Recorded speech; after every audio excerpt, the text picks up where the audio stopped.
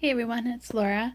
I was kind of looking around my studio and noticed some of the different ways that I reuse things. So I thought I would share that to give you some ideas of how you could reuse and recycle in your own studio space. So I've already talked about back on Earth Day, I talked about how I filter my paint water. And I just have a water bottle and then have a coffee filter with a rubber band. You pour the water in there, and it helps so that the acrylic paint doesn't go down into the sink and add plastics into the water. So that is one thing I've already talked about. Similar to that, I use paper palettes, and one of the reasons I do that, one, it's easier to clean up, but also I don't like the idea of cleaning palettes and then having all the paint go into the water down the drain. So by doing it this way, it kind of prevents that. I mean, there still is waste because it's going in the garbage, but I use half at a time. Sometimes I even use the back, so I make sure to use it thoroughly before I throw it. Same with paper towels. I do the same. I got paint on my fingers now. I do the same thing with paper towels where I reuse them to wipe my brushes and that type of thing until they're fully used and then throw them away. For my paint water, I use, this is either a pickle jar or sauerkraut jar. So that is something that I use instead of putting it in the recycling bin. I use it myself. I also have bottle caps that I use.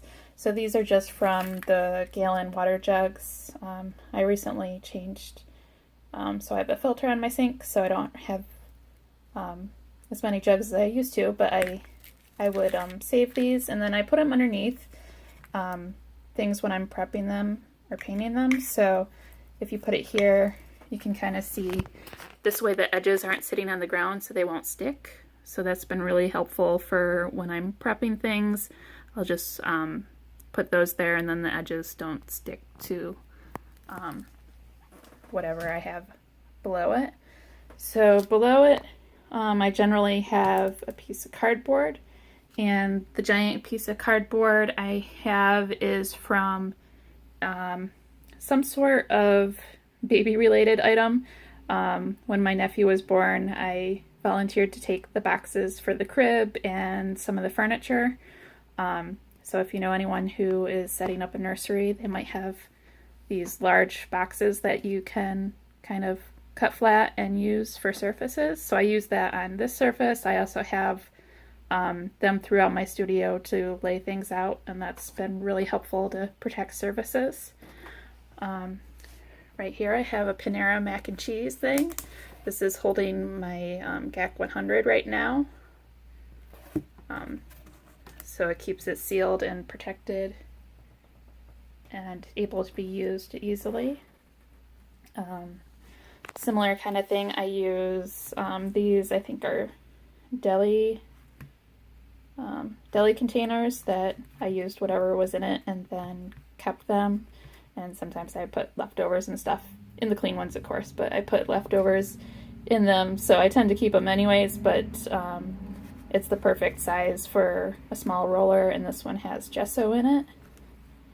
And then you can just put the top on it and it stays and doesn't completely dry out. And then similar thing with this. This is a one of those mini applesauce containers. And then it has something in there. I'm trying to remember what it is. It might be gesso as well. But that one, it fits in there, and then perfectly, since it doesn't have a lid of its own, it has that can go on top of it. So I'm trying to think. Another thing I repurposed, I had a paintbrush holder here that the base was unsteady. It was like a cheap plastic one that I got, so it kept on falling apart anytime I took out brushes. So I found this is a flower pot that fit the top part of that perfectly. So I glue gun that there, and that's been working really well as a base. And it's prettier to look at. Let's see. That is all that I am seeing. Nope, that's not true. So I guess it's not repurposed, but it's made prettier again. This is a corkboard. It is just like, you know, your plain corkboard that you get that's brown. And then I went ahead and painted it with sunflowers so it looks pretty. So it's kind of like a picture and a corkboard at the same time. I kind of believe that, you know, it doesn't have to be plain and boring. It can have color and look pretty and still be functional. So I guess that is all I can think of at the moment. Do you have anything that you do in your own studio or your own house that you reuse things? I would love to know. So let me know.